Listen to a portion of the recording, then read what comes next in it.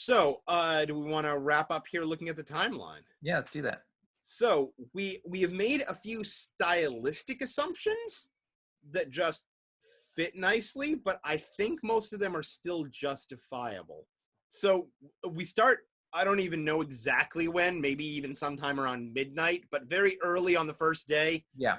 is when they're together on the Venator class and they get the word that Of course, something's going down. Right.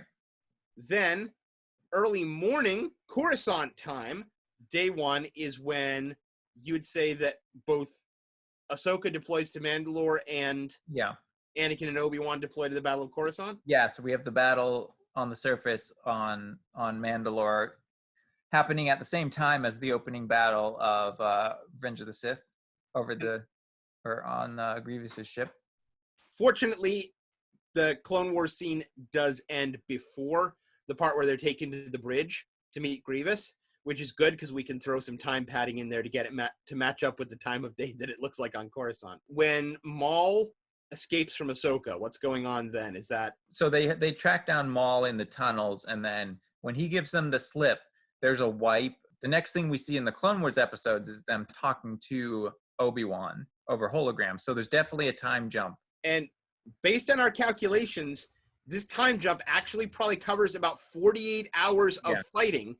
All the rest of day one, Anakin lands the ship, reunites with Padme, has a bad dream. Day two, Palpatine appoints him a representative. They vote on emergency powers. They ask Anakin to spy on him. At that night, Anakin goes to the opera. All that's happening during that wipe. So then the next day on Mandalore, we figure Ahsoka contacts him or he contacts Ahsoka one way or the other, while Obi-Wan is still on Coruscant. Probably very early morning at this point. Then Obi-Wan goes and talks to Padme, also off screen, and we finally see him bidding goodbye to Anakin sometime, maybe around an hour or so before noon, because we actually see where the sun is in the sky. But during that time, Ahsoka goes to the site of where Jesse was taken. Then she goes to the interrogation. When Bo-Katan exits the elevator, it is just turned to dusk. And when we next transition in time, it is the middle of the night on Mandalore. We've even got a steep angle of moonlight, so it might be the moon is setting. We're heading toward dawn. And then the scene plays out with her fight with Darth Maul all through the night. That's about the same time. Yeah. That Obi-Wan is fighting Grievous. On Utapau. Obi-Wan's fight with Grievous and running away from Grievous on Utapau, and where he drops his lightsaber, lines up almost perfectly with Ahsoka dropping her lightsaber in her fight with Maul. And I just thought that was really funny. Then we get to around 5 to 6 in the afternoon Coruscant time, getting close to sunset, not there yet. Sun has just risen on Mandalore because they're bringing Maul in and it's no longer night, but it clearly hasn't been too long since it was night. And this is when everything goes down. Grievous dies, Palpatine reveals himself to Anakin, and the Jedi Council is meeting. And the instant that scene ends in Revenge of the Sith, it continues in the Clone Wars with Ahsoka walking in just off screen. Yep. And actually, it's interesting. Another little detail I noticed about that is the clone, I forget if it was Rex or a different clone, that goes to fetch Ahsoka for that call. She asks, is Anakin there? And that clone's like, he was when I left. And then, like, while he's saying that, and if you line up the timeline, Anakin's walking out of that meeting. So he's not there anymore when she gets back. But it's just it's a good attention to detail that clone mentions that he was there when he left the meeting. Nice. So as Anakin comes back to tell the Jedi Council about what's going on, Ahsoka is saying her goodbye to Bo-Katan, and they're getting Maul loaded onto the ship. Then we've got some wordless, sad. Yep. The long, slow, dramatic scene in Revenge of the Sith where Anakin and Padme are kind of staring off into the sunset from across Coruscant. And there's like music playing and it kind of goes on for a while, lines up almost perfectly with a very similar scene in the Clone Wars episode where they load Maul onto the ship and there's no dialogue for an extended period of time. And it just plays out, cutting back and forth to different people staring at things. Nice. So, yeah, that lasts roughly the same length for both. So I feel like that was intentional. And then the ship, the Venerator, jumps to hyperspace just at about the same time that Anakin jumps into his speeder and rushes off to confront the Chancellor. And then you were pointing out, even though Ahsoka hears Mace Mm, Windu, right. what goes down between him and Well, Anakin, that is not in real time. interesting thing before we talk about that, I just want to call out they lifted the audio directly from Revenge of the Sith. You must choose. Don't listen to him, Anakin. You must choose. Don't listen to him, Anakin. That audio is just lifted directly from the movie. They didn't have the Clone Wars actors repeat that. Which is one of a very few rare times, like the finale of Rebels with Ian McDermott and everything, or the time pathways scene in Rebels, Yeah. where you actually have the movie actors doing the voices in the animated show instead of the TV actors. So here's the thing. Ahsoka hears that. She has that vision. And then maybe 30 seconds later, Rex gets the call that gives Order 66 from Palpatine. So basically what happens is there's the whole scene with Mace confronting Sidious. They kill Mace, and then... By done. I pledge myself to your teaching. Yeah, and then for 6.5 minutes, Palpatine's like, all right, you're Vader now, and here's the plan. We're going to kill all the Jedi, and this is what you have to do. Is it really 6.5 minutes? 6.5 minutes from the time when Mace says, don't listen to him, to the time Ahsoka hears, don't listen to him. That is 6.5 minutes. so crazy to me. Yeah. So it's so crazy to me that Palpatine talks that long. He's just like, okay, so here's what we're going to do. Anakin, I'm glad you're on my side. Let's chat about the dark. The events of Mace dying and everything, that was all buffered. It was in the Force buffer. Right. And this pushed the packets through. I like that. So based on the 6.5 minutes, it's 6.5 minutes until the order from Cody comes in and Palpatine is now free to go make a second call to Rex, who is somehow the only clone.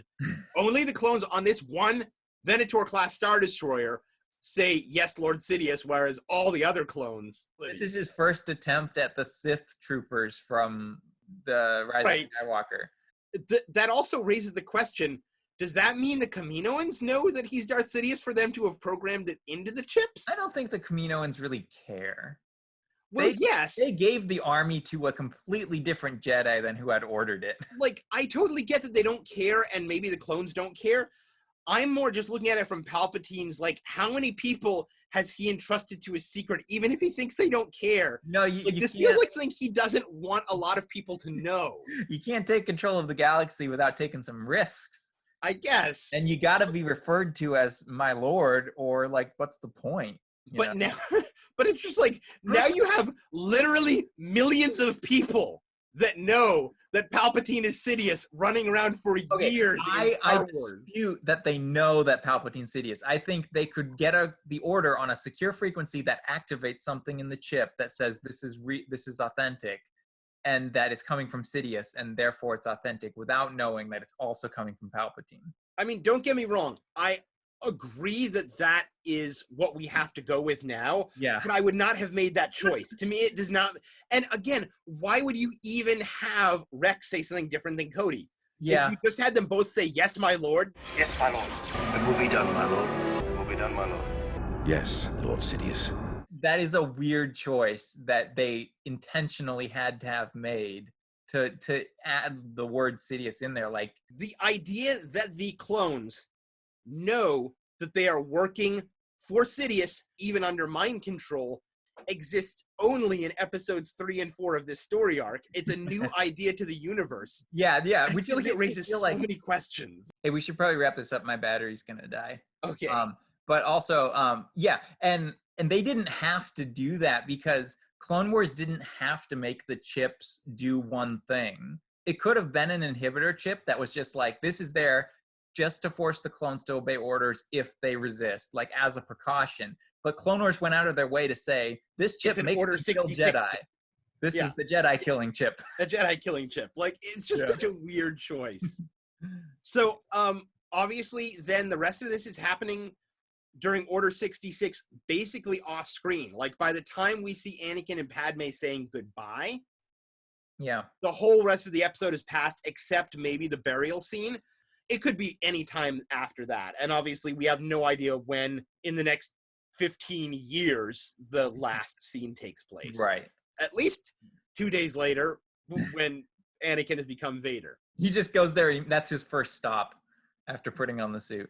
And back on Revenge of the Sith land, day 4, Obi-Wan and Yoda come back to Coruscant. Basically, the whole rest of the movie happens. Although, again, their epilogue scenes, their montage may happen days, weeks, months later as well. Yeah, yeah. So Right. that finishes out our timeline. Overall, this season, was it necessary? And was it a good idea? And was this a better finale than the Yoda has a bunch of visions in the Force finale? Yes, I never felt that was a very satisfying conclusion. That was a fun episode with Yoda. Was it a better finale than the Ahsoka is framed and walks away finale? Yeah, because that was also kind of unsatisfying. And it was like, Oops. So the opinion of Josh, whose battery just died, is that it was indeed a worthy finale. And I have to say, I feel like it failed to do its primary objective of leading up to Revenge of the Sith, and the finale itself was a bit disjointed as 2 stories. But overall, I do feel like knowing that the last season was completely without Ahsoka, making this Rex and Ahsoka's finale, bringing it up to Revenge of the Sith and the very end of the Clone Wars, is a smart play. And while it was less epic than I would have preferred as a finale, it still worked. I think it still worked. It was an entertaining, if lightweight, season up to this finale, but it did good leading into where both of the characters were in this finale. And the finale itself, as a companion piece to Revenge of the Sith, works really well. That would be my take on it, since I'm the last man standing. Unless Josh reappears here. He's texting me a lot. That's what you can hear in the background. We might just cut this whole part out anyway. Who knows? The magical land of editing. Is it going to be anything like the recording? Who can say? Where were we?